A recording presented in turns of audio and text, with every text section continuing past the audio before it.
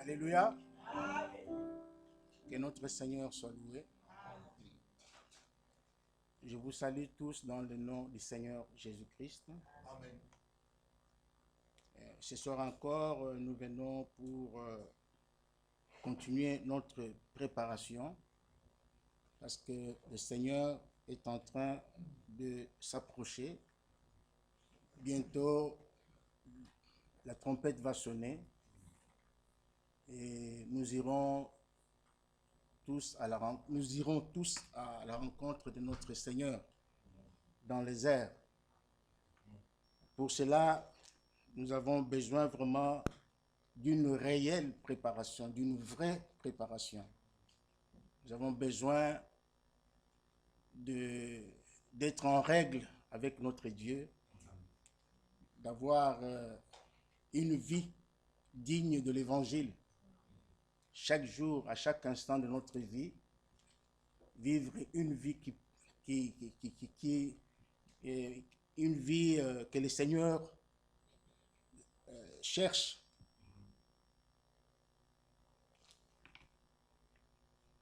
Donc, ce soir encore, nous allons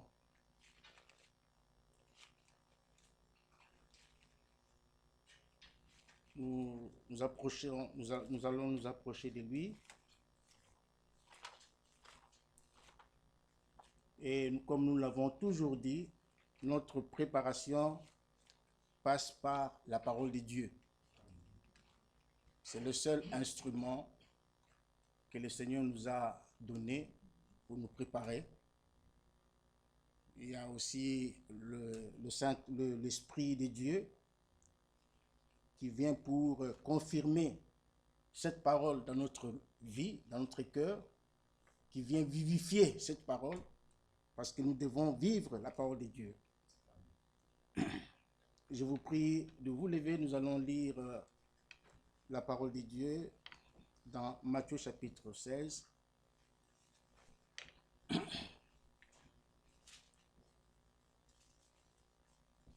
Le verset 17 et le verset 18.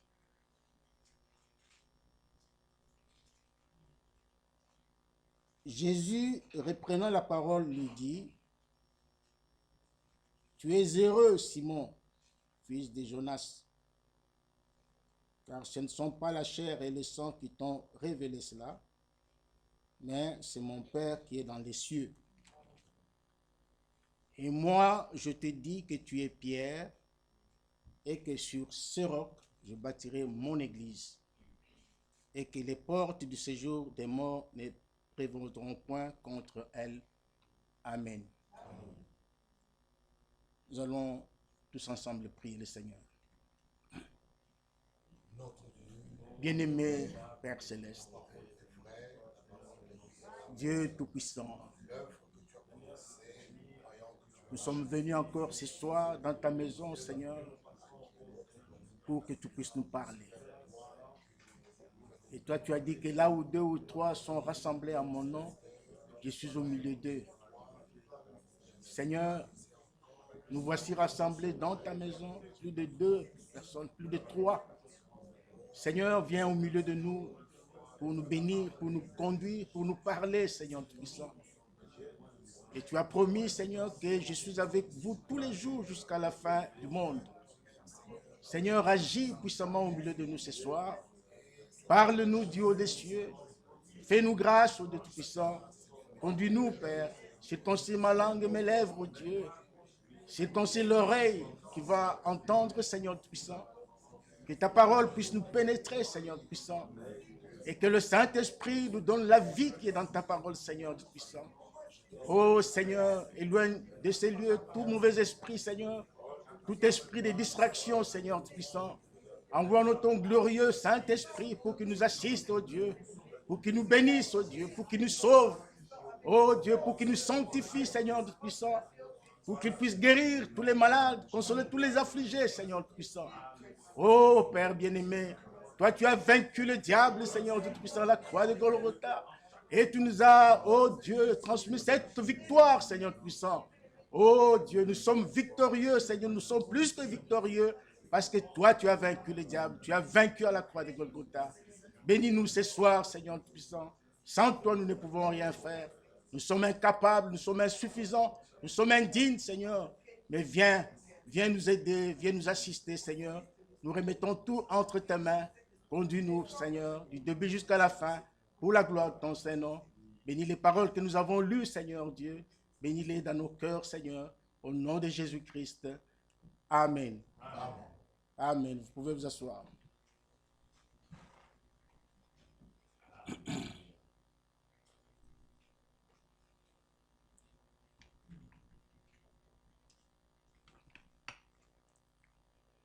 Alors, ce soir, nous allons essayer de continuer notre sujet sur l'Église. Un sujet que nous avions intitulé « Je bâtirai mon Église ». Beaucoup de choses ont été déjà dites là-dessus. Il y en a encore beaucoup d'autres. Le Seigneur nous conduira à dire toutes ces choses parce que ce sont des choses qui nous appartiennent. Ce sont des choses qui concernent notre marche, qui concernent notre vie. La parole de Dieu est notre vie. La parole de Dieu a été écrite pour les enfants de Dieu. Elle n'a pas été écrite pour les incrédules. Elle n'a pas été écrite pour les païens, mais elle a été écrite pour les enfants de Dieu. Parce que ce sont les enfants de Dieu qui sont appelés à mettre la parole de Dieu en pratique. Et comme je l'ai dit tout à l'heure, c'est par la parole de Dieu que nous nous préparons. Parce que bientôt, Jésus-Christ reviendra chercher son épouse.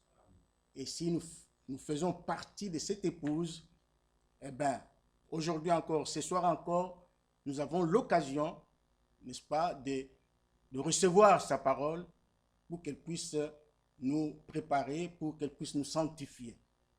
Nous avons dans le passé dit que l'Église de Jésus-Christ, ou plutôt l'Église, appartient à Jésus-Christ. L'Église n'appartient pas à un homme. L'Église n'a pas été construite par un homme, bâtie par un homme, mais nous avons lu ici que Jésus lui-même dit « Je bâtirai mon Église ». Ce n'est pas l'Église d'un homme, ce n'est pas l'Église d'un groupe d'hommes, des gens qui se sont assis autour d'une table pour commencer à décider, faisons une Église. Et non, ce n'est pas de cette manière-là. Ça, c'est l'Église des hommes. Ça, c'est une Église qui appartient aux hommes. Mais la vraie Église, l'Église sainte, elle appartient à Jésus-Christ. C'est lui-même qui l'a bâtie. Et cette Église a commencé le jour de la Pentecôte. Lorsque le Saint-Esprit est descendu, il y avait une grande effusion du Saint-Esprit ce jour-là. Et l'Église a commencé ce jour-là. Et nous avons montré que l'Église de Jésus-Christ a commencé avec des ministères authentiques que le Seigneur lui-même avait établis. L'Église n'a pas commencé avec les anciens, l'Église n'a pas commencé avec les diacres, l'Église n'a pas commencé avec... non, l'Église a commencé par des ministères. Et nous avons montré que dans chaque ville, il doit y avoir une seule assemblée. Et cette assemblée doit commencer avec un ministère authentique. Ce n'est pas quelqu'un qui décide comme ça, qui dort et demain matin, il se lève et il dit, bon, je commence une église, il prend un local. Non. Il faut que ça soit par un véritable ministère que le Seigneur lui-même a choisi.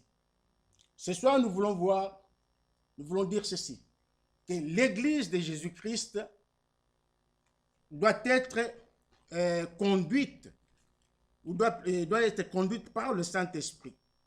Ce n'est pas un homme qui conduit, j'avais pris quelques notes ici, ce n'est pas un homme qui conduit l'église. Ce n'est pas non plus un groupe d'hommes qui conduit l'Église. Ce n'est pas l'un de nous ici qui conduit l'Église. C'est lui qui conduit l'Église, c'est le Saint-Esprit. C'est pourquoi l'Église doit chercher la conduite du Saint-Esprit. C'est vraiment très important. Chaque fils, chaque fille de Dieu doit chercher dans sa vie la conduite du Saint-Esprit. Sans la conduite du Saint-Esprit, il n'y aura rien. Rien du tout. L'Église a grandement besoin de la conduite du Saint-Esprit. Le peuple d'Israël, si nous lisons dans Nombre, ou plutôt dans Exode chapitre 12, et Exode chapitre 13 plutôt, quand Israël est sorti de l'Égypte, ce peuple, bien, c'est vrai que Moïse était à la tête, parce que quand Dieu conduit, quand le Saint-Esprit conduit l'Église, ce n'est pas le vent comme ça, un vent qui vient quelque part, qui commence à agiter, à vous parler. Non. Dieu est un Dieu d'ordre. Il se sert toujours des hommes. Il utilise toujours des hommes pour conduire son peuple. Il avait choisi Moïse, qui était à la tête du peuple, qui conduisait le peuple de Dieu. Mais Moïse était aussi soumis, n'est-ce pas, à la volonté du Seigneur, de l'Éternel. C'est-à-dire que Moïse et le peuple de Dieu étaient tous sous la conduite de la colonne de nuée pendant le jour, et pendant la nuit, il y avait la colonne de feu qui conduisait le peuple. Moïse, ou plutôt Dieu parlait à Moïse, et Moïse venait aussi s'adresser au peuple de Dieu, lui donnant les paroles de Dieu qu'il avait reçues. Donc, les choses se passent toujours de cette manière-là. Dieu a toujours utilisé les hommes. Alors, dans Exode chapitre 13, au verset 21, il est écrit: l'Éternel allait devant eux le jour dans une colonne de nuée pour les guider dans leur chemin, et la nuit dans une colonne de feu pour les éclairer, afin qu'ils marchent jour et nuit. Donc, jour et nuit, les enfants d'Israël étaient sous la colonne de nuée ou de feu. Amen. Donc, chaque jour, ils étaient conduits par Dieu lui-même. Dieu était donc dans la colonne de feu, dans la colonne de nuée, pour conduire le peuple. Ils avaient besoin d'être conduits, bien que Moïse était là, mais ils avaient besoin de la colonne de nuée pendant le jour et la colonne de feu pendant la nuit. Le verset 22 dit: la colonne de nuée ne se retirait point de devant le peuple pendant le jour, ni la colonne de feu pendant la nuit. Amen. C'est comme ça que Dieu travaille. Et si vous lisez la Bible, vous verrez qu'au fil des âges, c'était toujours comme ça. Il y avait Dieu qui établissait des hommes, mais ces hommes-là, qui étaient ses serviteurs, et devaient aussi se soumettre, n'est-ce pas, à la volonté de Dieu, à la conduite du Saint-Esprit. Nous voyons un autre exemple dans Matthieu chapitre 2. Donc la colonne de la conduite du Saint-Esprit, nous pouvons aussi la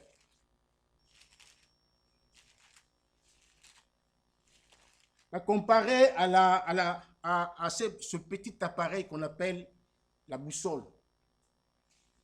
Quand vous avez la boussole, beaucoup d'entre nous connaissent bien la boussole et son utilisation.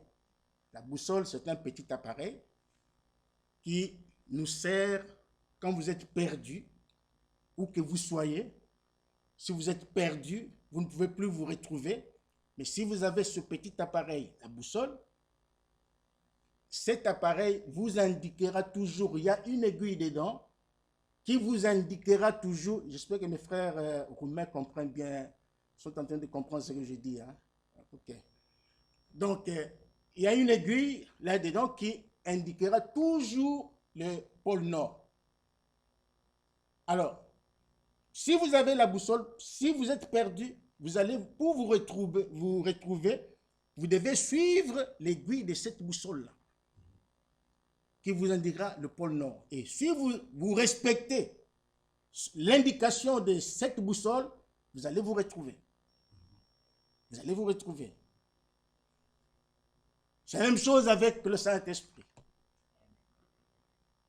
Lorsque vous êtes conduit par le Saint-Esprit, vous ne pouvez jamais vous perdre. Vous ne pouvez jamais tomber dans l'erreur. Vous ne pouvez jamais tomber dans la confusion. Vous ne tomberez jamais dans les interprétations. Jamais. Pourquoi? Parce que c'est le Saint-Esprit qui vous conduit. Nous voyons un exemple dans Matthieu chapitre 2. Nous allons lire quelques versets.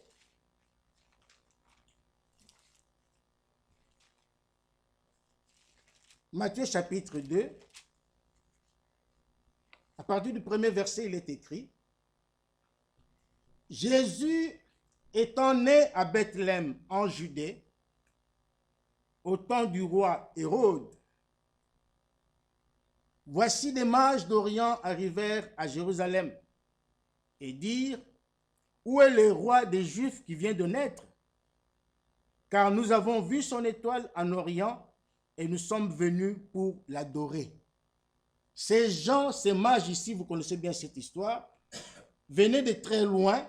Ils ont fait un long voyage et le but qu'ils poursuivaient, c'était d'aller voir le roi.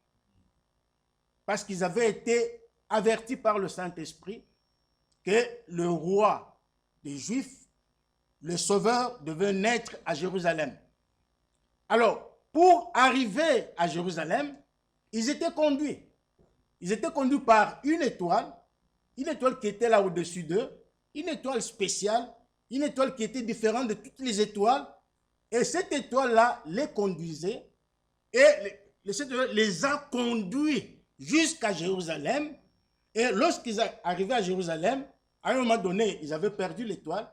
Alors ils commençaient à se poser des questions.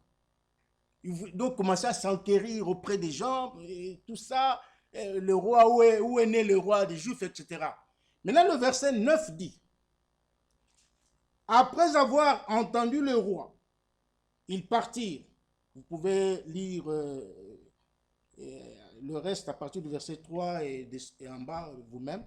Mais au verset 9, il dit: Après avoir entendu le roi, ils partirent. Et voici l'étoile qu'ils avaient vue en Orient aller devant eux jusqu'au moment où arrivait au-dessus du lieu où était le petit enfant, elle s'arrêta. Ici, ils ont retrouvé l'étoile. Quand ils ont retrouvé l'étoile, ils ont continué leur marche. Ils ont continué leur marche et arrivés au lieu où était né le petit enfant, la Bible dit l'étoile s'est arrêtée. C'est la même chose avec les enfants d'Israël dans le désert. Ils étaient conduits par la colonne de nuée le jour, par la colonne de feu la nuit. Ils suivaient tous les mouvements de la colonne. Quand la colonne de feu s'arrêtait, les enfants d'Israël s'arrêtaient aussi. Quand la colonne de feu allait allait à gauche, les enfants d'Israël aussi suivaient, donc allaient aussi à gauche. C'est ça comment dirais-je, le mécanisme. Quand la colonne de feu allait à droite, les enfants d'Israël aussi allaient à droite. Quand elle s'arrêtait, les enfants d'Israël aussi s'arrêtaient. Quand la colonne de feu commençait déjà à marcher, les enfants aussi d'Israël commençaient à marcher parce qu'ils devaient suivre l'Éternel qui était dans la colonne de feu. La même chose aussi ici. Lorsque l'étoile s'est arrêtée, les mages se sont aussi arrêtés. Et le verset 10 dit, quand ils aperçurent l'étoile, ils furent saisis d'une très grande joie. Ils entrèrent dans la maison, virent le petit enfant avec Marie, sa mère, se prosternèrent et l'adorèrent. Ainsi de suite. Donc ici, c'est pour vous dire que la colonne et les enfants, les mages ici, suivaient l'étoile. Et cette étoile ne les a pas conduits vers une église quelconque. Cette étoile ne les a pas conduits vers le roi Hérode. Cette étoile ne les a pas conduits vers, je ne sais pas, les pharisiens ou Caïphe ou quelque chose comme ça. Non. Mais l'étoile les a conduits vers l'enfant qui était né, vers Jésus-Christ. Jésus-Christ qui est, comme la Bible dit dans Jean chapitre 1, la parole de Dieu faite chair. Donc, en d'autres termes, l'étoile a conduit les mages vers la parole de Dieu. Qu'est-ce que nous voulons montrer ce soir? Nous voulons montrer que les enfants de Dieu, l'Église du Dieu vivant, lorsqu'elle est conduite par le Saint-Esprit, elle sera conduite uniquement vers la parole de Dieu. Pas vers les interprétations, pas vers un homme, pas vers une église, mais vers la parole de Dieu. Parce que Jésus-Christ, c'est ça, c'est un bel exemple ici qu'on nous donne ici. Alors, dans Jean chapitre 16,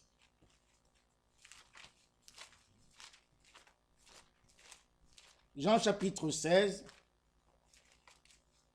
aujourd'hui je vous surprends encore, nous allons prier.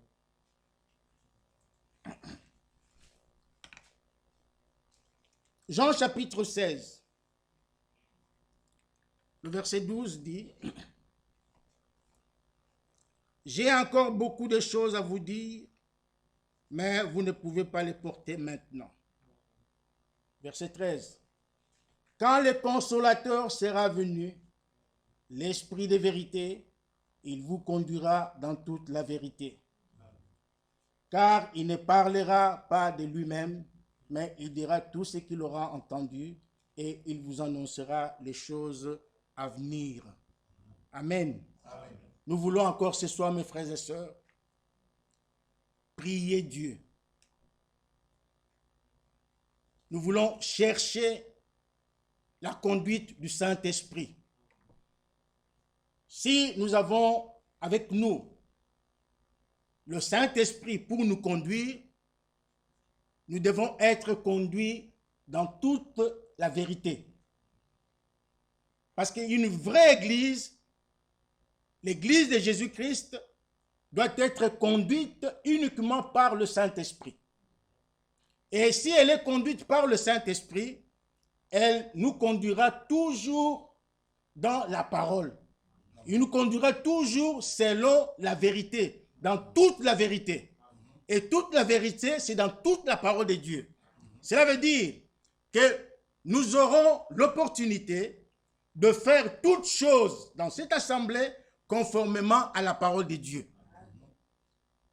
Tout ce que nous devons faire doit être conforme à la parole de Dieu. Doit être conforme donc à la vérité de la Bible. Et nous devons veiller à l'action du Saint-Esprit. Nous devons connaître comment le Saint-Esprit agit. Nous devons savoir que nous sommes conduits par le Saint-Esprit. Nous devons être sûrs et certains que nous sommes conduits par le Saint-Esprit. Il faut que chaque fils et fille de Dieu cherche la conduite du Saint-Esprit dans sa vie. Que chacun soit sûr et certain qu'il est conduit par le Saint-Esprit. Parce que Jésus a fait la promesse. Il a dit, je ne vous laisserai pas orphelins, mais je viendrai à vous. Je vous enverrai l'esprit de vérité que le monde ne pourra jamais recevoir, que le monde ne pourra jamais connaître, mais vous allez le connaître, vous le connaissez, il sera avec vous et même en vous. C'est une promesse. Amen. Alléluia. Donc c'est une promesse. Donc nous devons avoir chaque jour, mon frère, ma soeur, dans notre vie de tous les jours, avoir la conduite du Saint-Esprit, être conduit par le Saint-Esprit. Si individuellement nous sommes conduits par le Saint-Esprit, nous venons à l'église, alors l'église aussi sera conduite par le Saint-Esprit. Nous aimerons la vérité, nous poursuivrons la vérité, et notre souci de tous les jours sera de faire toutes choses conformément à la vérité, conformément à la parole de Dieu. Parce que s'il faut avoir des anciens, ces anciens doivent être établis conformément à la parole de Dieu. Pas autrement. Pas selon la pensée d'un homme, pas selon la pensée d'un groupe de gens, mais ça doit être fait selon la parole de Dieu. Et quand vous faites quelque chose selon la parole de Dieu, donc Dieu y est. Dieu est toujours là où il y a sa parole. Quand vous faites quelque chose selon la parole de Dieu, le Seigneur vient. Parce qu'il aime beaucoup ça. Il aime ça. Mais quand vous faites quelque chose selon les pensées humaines, ah non, moi je vois ceci, ah mais bon, on peut faire ceci. Là, vous commencez à raisonner. Là, vous commencez comment dirais-je, à mettre ensemble les idées humaines. Là, Dieu n'y est pas. Il s'en va. Il est attristé. Et la Bible dit, n'attristez pas le Saint-Esprit. Vous voyez? Donc, nous devons chercher la conduite du Saint-Esprit. Dans Jean chapitre 14, nous allons lire rapidement. Dans Jean chapitre 14, la Bible nous dit ceci. Au verset 17. L'Esprit de vérité, commençons même au verset 16. Et moi je prierai le Père, et il vous donnera un autre consolateur, afin qu'il demeure éternellement avec vous. L'Esprit de vérité que le monde ne peut recevoir, parce qu'il ne le voit point et ne le connaît point. Mais vous les connaissez, car il demeure avec vous et il sera en vous. Je ne vous laisserai pas orphelins, je viendrai à vous. C'est une promesse. C'est notre promesse à nous. Le Seigneur a promis de ne pas nous laisser orphelins, mais il a promis d'être avec nous. Il a promis de nous envoyer le Saint-Esprit. L'Église a besoin du Saint-Esprit. Chaque fils et fille de Dieu a besoin du Saint-Esprit. C'est vraiment capital. Nous avons tous besoin du Saint-Esprit. Dans Luc chapitre 4, nous l'avons lu, 24 plutôt, nous avons lu ce verset les jours passés. Nous revenons là-dessus parce que c'est vraiment important. Le verset 49, le Seigneur a promis, il dit, « Et voici, j'enverrai sur vous ce que mon Père a promis. Mais vous, restez dans la ville jusqu'à ce que vous soyez revêtus de la puissance d'en haut. » C'est une promesse. Donc, avant de servir Dieu, le Seigneur nous recommande aussi, restez dans la ville, attendez le Saint-Esprit. Tout homme qui veut servir Dieu, même les sœurs qui veulent servir Dieu, nous avons tous besoin du Saint-Esprit. Nous avons besoin du Saint-Esprit pour servir Dieu. Et avant de le faire, il faut être rempli du Saint-Esprit. Il dit, mais vous restez dans la ville jusqu'à ce que vous soyez revêtus de la puissance d'en haut. Jusqu'à ce que. Dans Actes chapitre 1, le Seigneur dit,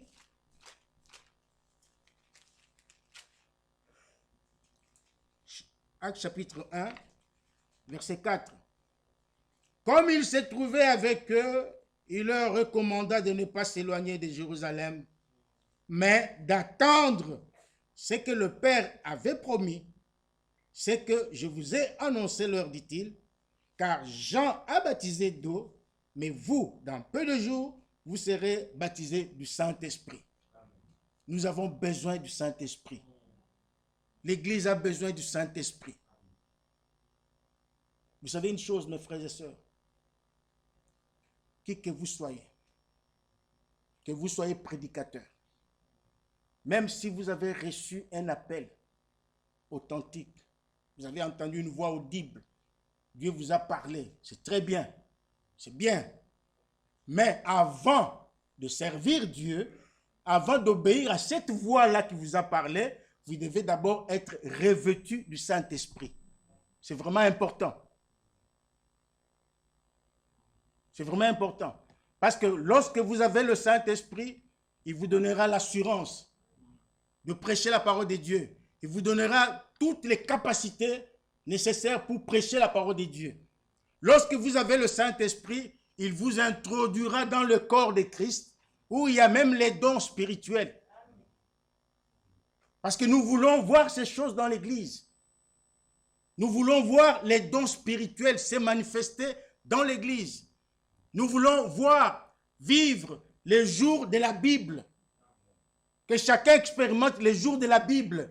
Il ne faut pas que ce soit seulement des choses que nous lisons. Ah, les actes des apôtres. Ah, les apôtres avaient fait ceci. Ah, telle sœur avait prié, tout ça. Non, ça, ce sont des témoignages des autres qui sont venus avant nous, que nous lisons dans la Bible. Ils ont laissé les traces des bénédictions dans la Bible.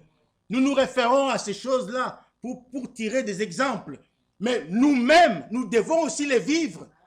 Nous devons les pratiquer. À tel point que si on pouvait ajouter un 23e chapitre dans la Bible, dans le livre d'Apocalypse, que votre nom y soit dedans. Que votre témoignage soit raconté dedans. Vous ouvrez Apocalypse 23, vous commencez à lire, on dit, Quir avait fait ceci et cela. Motis avait fait ceci et cela. La sœur José avait prié pour un malade. Et Claude Kamba avait prié pour un mort. Et le mort est revenu à la vie. Ce sont des choses vraies que ces gens-là avaient vécues. Nous croyons à cela. Mais nous devons aussi les vivre, nous qui sommes à la fin du temps. Parce que ce qui s'est passé au commencement doit aussi se passer à la fin. Je ne sais pas si vous me suivez. Il faut que ça se passe. Donc, nous devons vivre ces choses. Les bénédictions sont pour nous. Toutes les bénédictions qui nous sont dans la Bible sont pour nous. Elles nous appartiennent. Elles nous appartiennent. C'est pour nous. Je ne sais pas ce que nous venons faire ici. Je ne sais pas qu'est-ce que nous avons dans notre pensée lorsque nous venons ici. Nous venons voir les gens, nous venons pour nous voir les uns les autres. Non, nous venons ici pour faire des expériences avec le Saint-Esprit. C'est ça le but pour lequel nous venons à l'église. C'est le but pour lequel nous écoutons la parole de Dieu. C'est pour que nous puissions vivre ce que les autres aussi avaient vécu. L'église a besoin du Saint-Esprit. Chaque croyant a besoin du Saint-Esprit. Il faut que tu sois sûr et certain que le Saint-Esprit est dans ma vie. Que lorsque je marche avec le Saint-Esprit. C'est ça même qui va te donner l'assurance que lorsque Jésus-Christ reviendra, tu iras à sa rencontre. C'est le Saint-Esprit. C'est le Saint-Esprit. Voilà, nous avons encore quelques bonnes minutes. Je m'arrête là. Quelques bonnes minutes pour vaquer dans la prière. C'est une occasion que le Seigneur nous donne encore ce soir. Nous devons prier. Nous devons prier. Prier, chercher la conduite du Saint-Esprit. Chercher la manifestation du Saint-Esprit. C'est bien de venir écouter la parole de Dieu, c'est bien. Mais nous devons vivre cette parole. Il faut que Dieu accomplisse cette parole dans notre vie. Amen. Amen. Que le Seigneur vous bénisse.